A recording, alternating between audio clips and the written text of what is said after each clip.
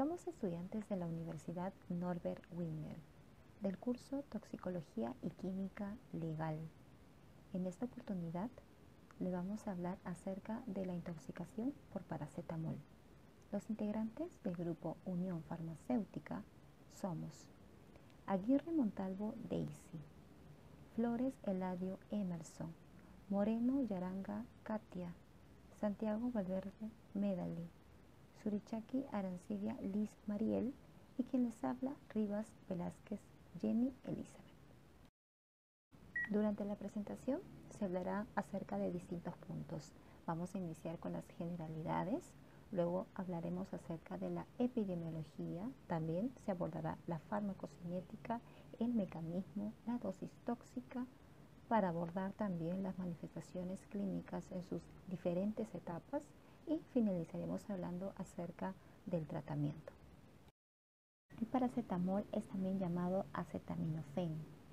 Es un analgésico y antipirético con un efecto reducido antiinflamatorio. Es uno de los medicamentos más vendidos a nivel mundial y es que se puede acceder a él sin necesidad de una receta médica. Por eso se dice que el medicamento es de libre acceso. Se comercializa desde 1985 y lo encontramos disponible en muchas presentaciones. En cada una de ellas la dosis va a variar. Lo encontramos disponible en presentaciones con dosis de 500, 650, 1000 miligramos, en jarabes a concentración de 100 a 150 miligramos por mililitro, en presentaciones de 30, 60 y 90 mililitros según las marcas comerciales que existan. Y las podemos encontrar también en combinación con otros medicamentos como son los antihistamínicos, los opioides y expectorantes.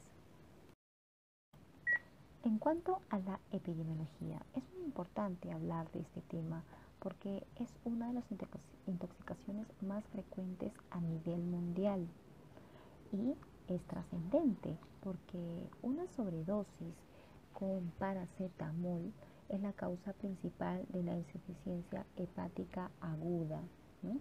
Los primeros casos de intoxicaciones por paracetamol se describieron en los años 60. Tenemos dos escenarios, ¿no? Un escenario es con pacientes pediátricos, los cuales son de manera accidental, y por otro lado tenemos la de los pacientes adultos o adultos mayores, las que se consideran de forma voluntaria, ¿no? Cuando hay una tentativa de suicidio. Alrededor del 80% de pacientes pediátricos acude luego de las 2 horas de haber ingerido ese antibiótico. Caso distinto a los adultos que se tardan más, que pueden llegar a acudir a urgencias hasta pasadas las 12 horas. Ahora vamos a hablar acerca de la farmacocinética del paracetamol. La farmacocinética es el estudio del paso de los fármacos a través de nuestro organismo. El paracetamol presenta una absorción prácticamente completa, es decir, por vía oral la biodisponibilidad del paracetamol es de un 75-85%. Se absorbe amplia y rápidamente. Alcanza casi las mismas concentraciones en todos los líquidos del organismo, sangre y saliva. Las concentraciones plasmáticas máximas se alcanzan en función de la forma farmacéutica con un tiempo de 0.5 a 2 horas. El grado de unión a proteínas plasmáticas es de un 10%. El tiempo que transcurre hasta lograr el efecto máximo es de 1 a 3 horas. Y la duración de la acción es de 3 a 4 horas. El paracetamol se metaboliza fundamentalmente en el hígado entre un 90 y 95%. El hígado tiene dos mecanismos principales de metabolización, detoxificación de fármacos, las reacciones de conjugación y las reacciones de oxidación. La mayor parte del paracetamol, hasta un 80% de la dosis, se elimina por conjugación. Ocurre, sin embargo, que la conjugación es un mecanismo fácilmente saturado por lo que cuando tomamos dosis elevadas de paracetamol, el hígado se ve obligado a utilizar vías metabólicas alternativas como las reacciones de oxidación, que dan lugar a metabolitos hepatotóxicos y posiblemente nefrotóxicos por agotamiento del glutatión, como lo veremos más adelante. El paracetamol se elimina principalmente en orina como un conjugado con el ácido glucurónico y en menor proporción con el ácido sulfúrico y la cisteína. Menos del 5% se excreta en forma inalterada.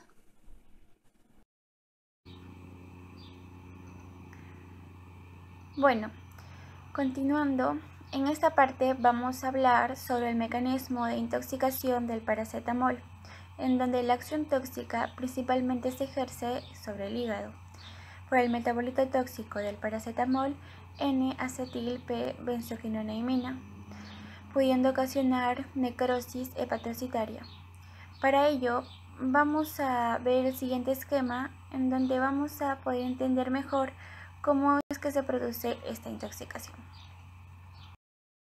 En este esquema vamos a conocer primeramente cómo se produce el metabolismo del paracetamol a dosis terapéuticas.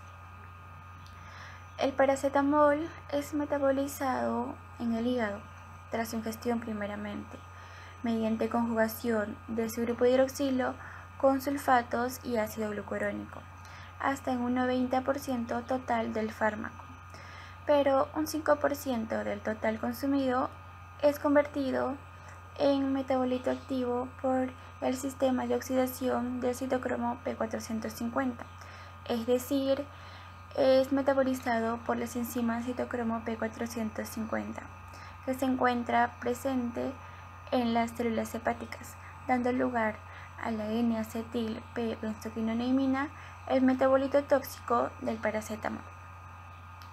Esta cantidad de metabolito activo producido es detoxicado mediante conjugación preferente con glutatión reducido. Cabe mencionar que el glutatión es un antioxidante que ayuda a proteger a las células de radicales libres y tóxicos, como es el caso del paracetamol cuando es consumido en dosis muy elevadas.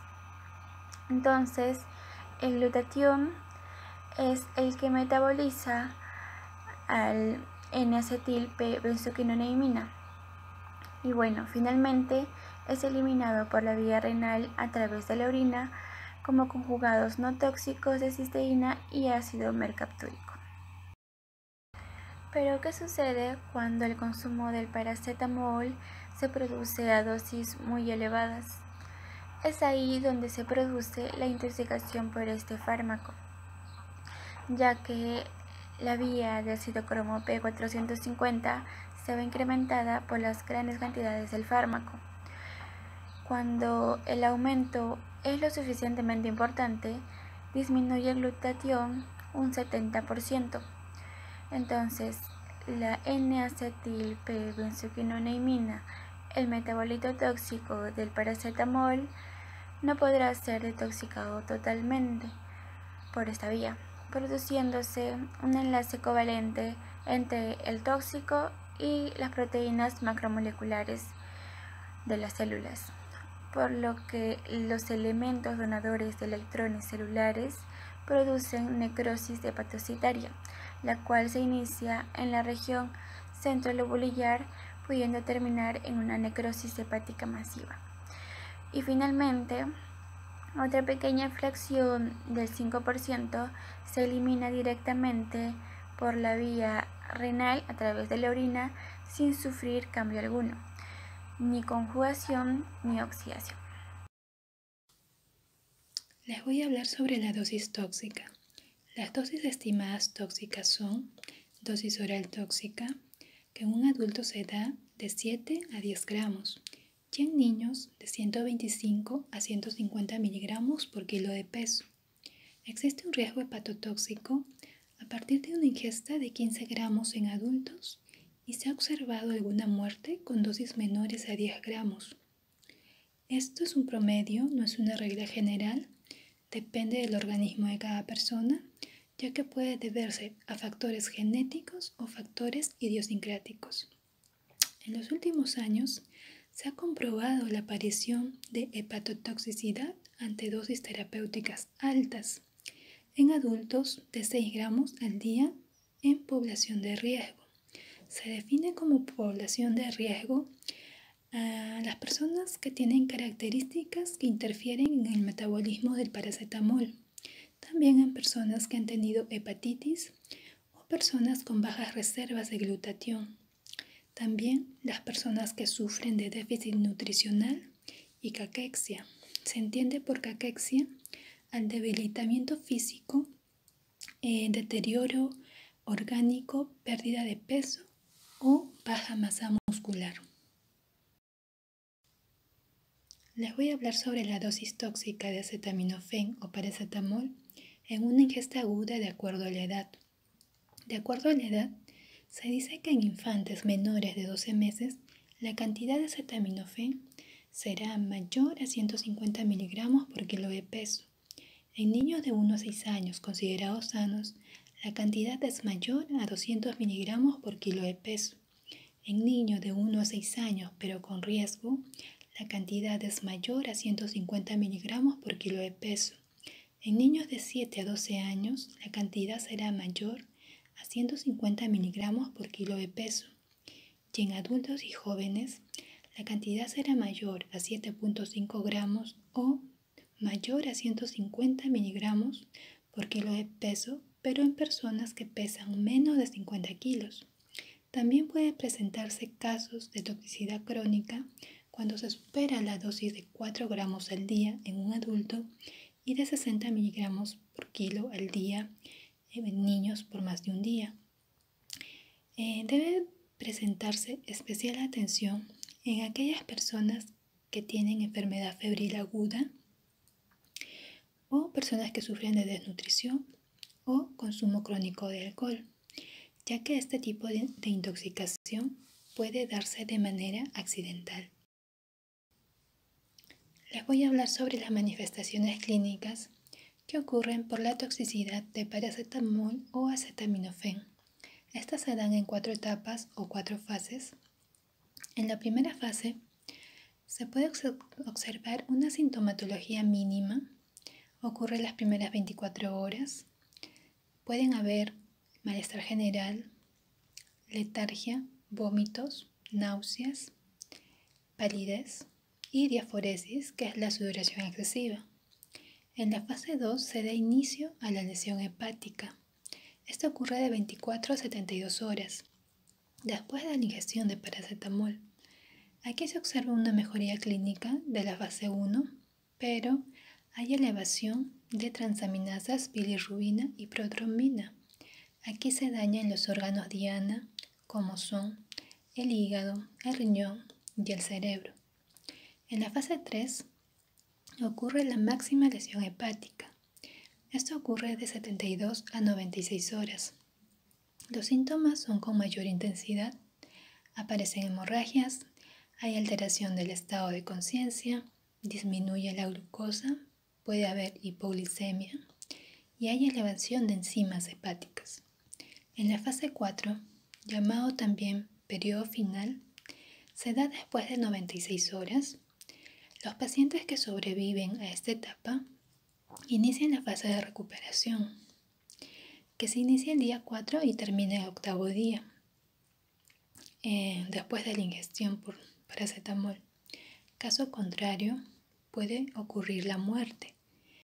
Esta puede producirse por una insuficiencia hepática fulminante en el plazo de 8 días. En el tratamiento, los criterios a evaluar del paciente son los parámetros ABC. Los parámetros ABC refieren vía aérea, buena ventilación y circulación. En toxicología, la D refiere a la descontaminación gastrointestinal con la toma de una glicemia capilar, considerando su estado neurológico del paciente. La E hace referencia a los exámenes complementarios como el electrocardiograma y a la eliminación del xenobiótico. Si el paciente llega hemodinámicamente estable, ¿no? Se puede aplicar la etapa 1. El paciente presenta vómito, se le administra antieméticos de acción central como el ondansetron. Tenemos que mantener el equilibrio de ácido-base, mantener los niveles de glucosa, corregir las alteraciones de coagulación si es que se presentara, y si es que hubiese un daño a nivel renal, ¿no? Se haría una sustitución de esa función. Como método de descontaminación gastrointestinal tenemos dos opciones. Tenemos el lavado gástrico y la dosis única de carbón activado. En ingesta reciente de tabletas coingestiva en pacientes con intento autolesivo se podrían optar por las dos opciones, mientras que en ingesta de solución o jarabe no se debería realizar el lavado gástrico por su rápida absorción y distribución, y eso pues no traería complicaciones propias en la técnica. Bueno, continuando con la exposición, el método de descontaminación gastrointestinal, tenemos al carbón activado. Una dosis única de carbón activado disminuye la biodisponibilidad del paracetamol. En el caso de que el paciente haya ingerido en tabletas, como método de eliminación tenemos la dosis múltiple de carbón activado, que también es conocido como gastrodiálisis.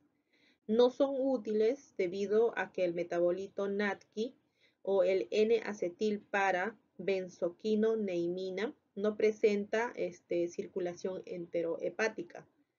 Pero, sin embargo, sí está indicado la gastrodiálisis o la dosis múltiple de carbón activado en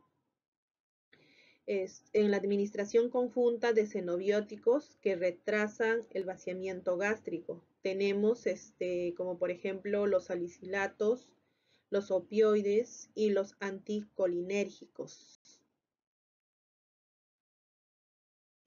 El antídoto específico es el N-acetilcisteína. Es el tratamiento de elección para los pacientes con riesgo de hepatotoxicidad. Su efectividad es cercana al 100% si es administrado antes de las 8 horas. Su mecanismo de acción actúa como un precursor de glutatión que es muy indispensable para la eliminación del metabolito NADQI. Y también actúa como un sustrato para la sulfatación y disminuye la fracción del paracetamol para ser oxidado por vía citocromo. Indicaciones. Las indicaciones que se debe tener para el uso del antídoto son 3 puntos que se debe tener en claro, que es la dosis tóxica calculada, el aspartato aminotransferasa mayor a 1000 unidades por litro y la concentración plasmática de paracetamol mayor a 150 microgramos por mililitro. La presentación del N-acetilcisteína son de dos presentaciones, que es por vía oral y vía intravenosa. La vía oral se puede administrar por la sonda nasogástrica, una dosis inicial de 140 miligramos por kilogramo y el mantenimiento del tratamiento es de 70 miligramos por kilogramo cada 4 horas en 17 dosis, con una duración de 72 horas que suman a 18 dosis. Y la vía intravenosa se inicia con una dosis inicial de 150 miligramos por kilogramo en un intervalo de tiempo de 30 a 60 minutos, disueltos en 200 mililitros. Para seguir la segunda dosis se tiene que tener en cuenta las reacciones de hipersensibilidad que pueda presentar el paciente. Si en caso no presentara, se continúa con la segunda dosis, que es de 50 miligramos por kilogramo cada 4 horas, y la tercera dosis de 100 miligramos por kilogramo en 16 horas. Para seguir con el tratamiento de mantenimiento, se tiene que hacer un examen de evaluación hepática y según la evaluación se tiene que dar el tratamiento de mantenimiento, que es de 150 miligramos por kilogramo en 24 horas. Y todo el tratamiento dura 24 horas. Bueno, muchas gracias. Eso es todo acerca de la intoxicación de paracetamol. Gracias.